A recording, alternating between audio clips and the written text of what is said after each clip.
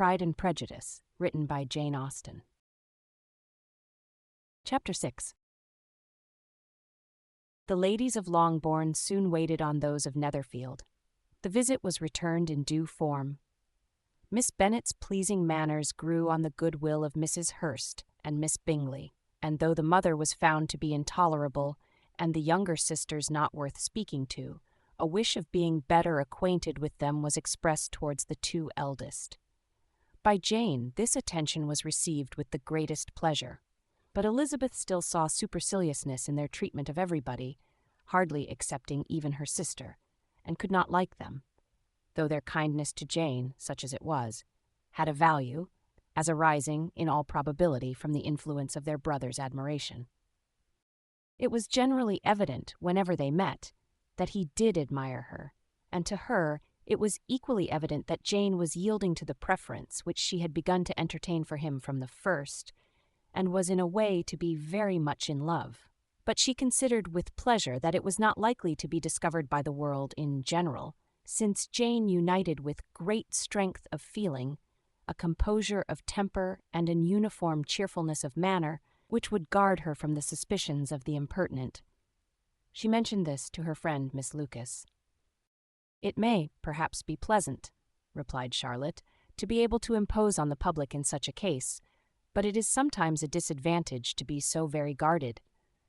If a woman conceals her affection with the same skill from the object of it, she may lose the opportunity of fixing him, and it will then be but poor consolation to believe the world equally in the dark. There is so much of gratitude or vanity in almost every attachment that it is not safe to leave any to itself. We can all begin freely, a slight preference is natural enough, but there are very few of us who have heart enough to be really in love without encouragement. In 9 cases out of 10, a woman had better show more affection than she feels. Bingley likes your sister undoubtedly, but he may never do more than like her, if she does not help him on. But she does help him on, as much as her nature will allow. If I can perceive her regard for him, he must be a simpleton indeed not to discover it too. Remember, Eliza, that he does not know Jane's disposition as you do. But if a woman is partial to a man, and does not endeavor to conceal it, he must find it out. Perhaps he must, if he sees enough of her.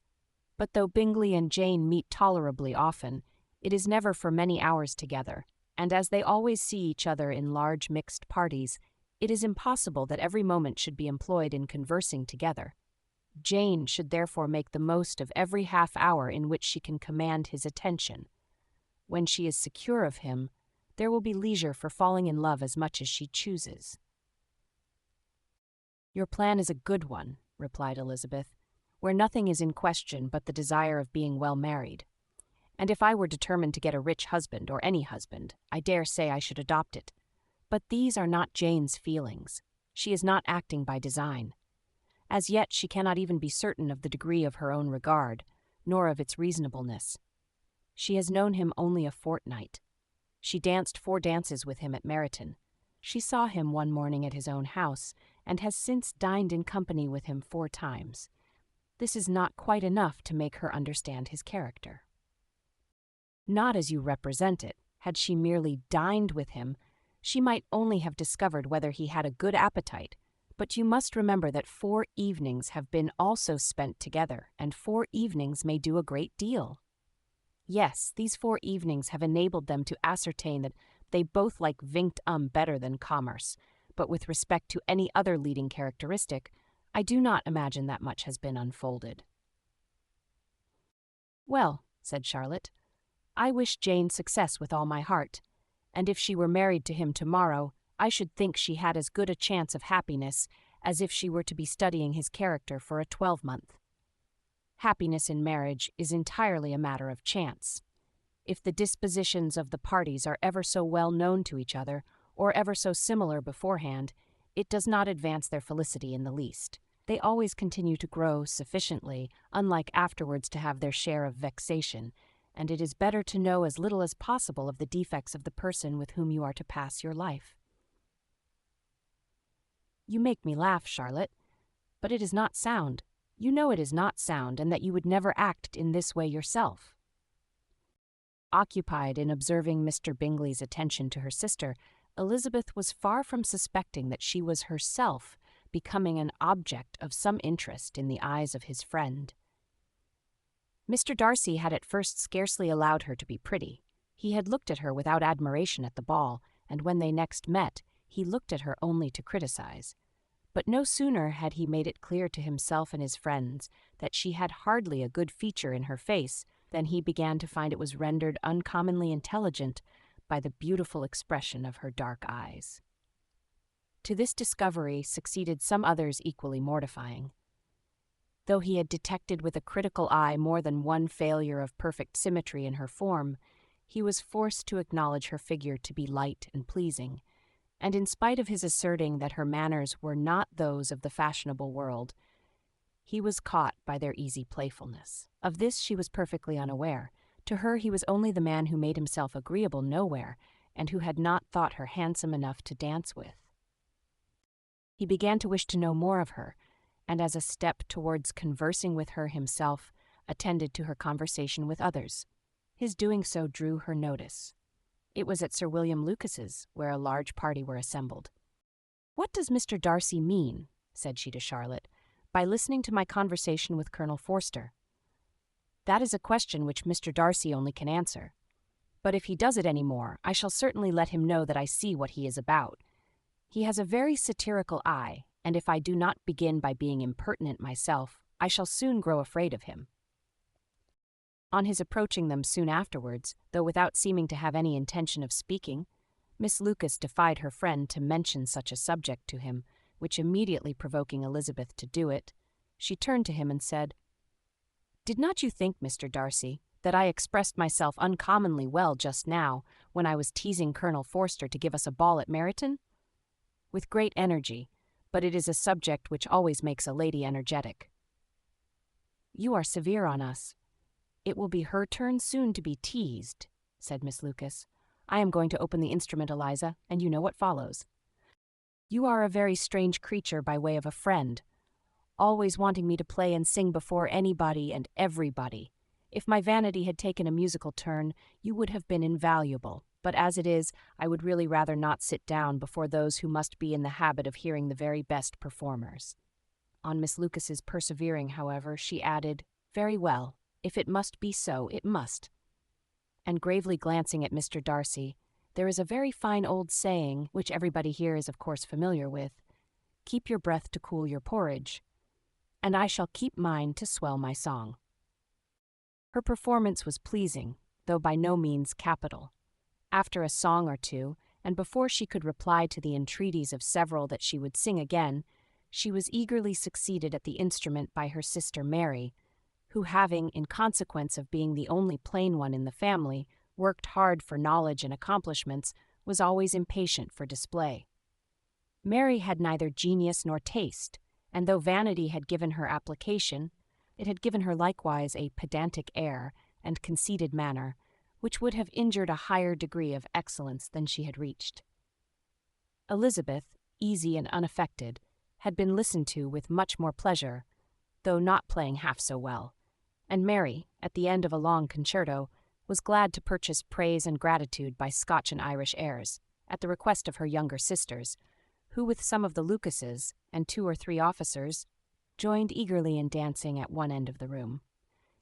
Mr. Darcy stood near them in silent indignation at such a mode of passing the evening to the exclusion of all conversation, and was too much engrossed by his own thoughts to perceive that Sir William Lucas was his neighbour, till Sir William thus began, "What a charming amusement for young people this is, Mr. Darcy. There is nothing like dancing after all. I consider it as one of the first refinements of polished societies."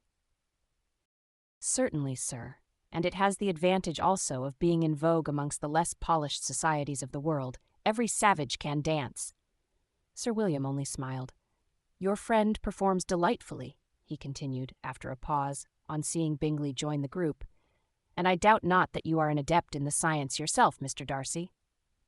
"You saw me dance at Meryton, I believe, sir?" "Yes, indeed, and received no inconsiderable pleasure from the sight. Do you often dance at St. James's?" "Never, sir." "Do you not think it would be a proper compliment to the place?" It is a compliment which I never pay to any place if I can avoid it. You have a house in town, I conclude? Mr. Darcy bowed. I had once some thoughts of fixing in town myself, for I am fond of superior society, but I did not feel quite certain that the air of London would agree with Lady Lucas. He paused in hopes of an answer, but his companion was not disposed to make any, and Elizabeth at that instant moving towards them, he was struck with the notion of doing a very gallant thing, and called out to her, "My dear Miss Eliza, why are not you dancing? Mr. Darcy, you must allow me to present this young lady to you as a very desirable partner. You cannot refuse to dance, I am sure, when so much beauty is before you." And, taking her hand, he would have given it to Mr. Darcy, who, though extremely surprised, was not unwilling to receive it, when she instantly drew back, and said with some discomposure to Sir William, "Indeed, sir, I have not the least intention of dancing. I entreat you not to suppose that I moved this way in order to beg for a partner." Mr. Darcy, with grave propriety, requested to be allowed the honour of her hand, but in vain. Elizabeth was determined, nor did Sir William at all shake her purpose by his attempt at persuasion. "You excel so much in the dance, Miss Eliza, that it is cruel to deny me the happiness of seeing you. And though this gentleman dislikes the amusement in general, he can have no objection, I am sure, to oblige us for 1/2 hour." "Mr. Darcy is all politeness," said Elizabeth, smiling. "He is, indeed. But, considering the inducement, my dear Miss Eliza, we cannot wonder at his complaisance, for who would object to such a partner?" Elizabeth looked archly and turned away. Her resistance had not injured her with the gentleman, and he was thinking of her with some complacency, when thus accosted by Miss Bingley, "I can guess the subject of your reverie." "I should imagine not. You are considering how insupportable it would be to pass many evenings in this manner, in such society. And indeed I am quite of your opinion. I was never more annoyed. The insipidity, and yet the noise, the nothingness, and yet the self-importance of all these people, what would I give to hear your strictures on them?" "Your conjecture is totally wrong, I assure you. My mind was more agreeably engaged. I have been meditating on the very great pleasure which a pair of fine eyes in the face of a pretty woman can bestow." Miss Bingley immediately fixed her eyes on his face, and desired he would tell her what lady had the credit of inspiring such reflections. Mr. Darcy replied with great intrepidity, "Miss Elizabeth Bennet." "Miss Elizabeth Bennet," repeated Miss Bingley. "I am all astonishment. How long has she been such a favourite? And pray when am I to wish you joy?" "That is exactly the question which I expected you to ask. A lady's imagination is very rapid. It jumps from admiration to love, from love to matrimony, in a moment. I knew you would be wishing me joy." "Nay, if you are so serious about it, I shall consider the matter as absolutely settled. You will have a charming mother-in-law indeed, and of course she will be always at Pemberley with you." He listened to her with perfect indifference while she chose to entertain herself in this manner, and as his composure convinced her that all was safe, her wit flowed along.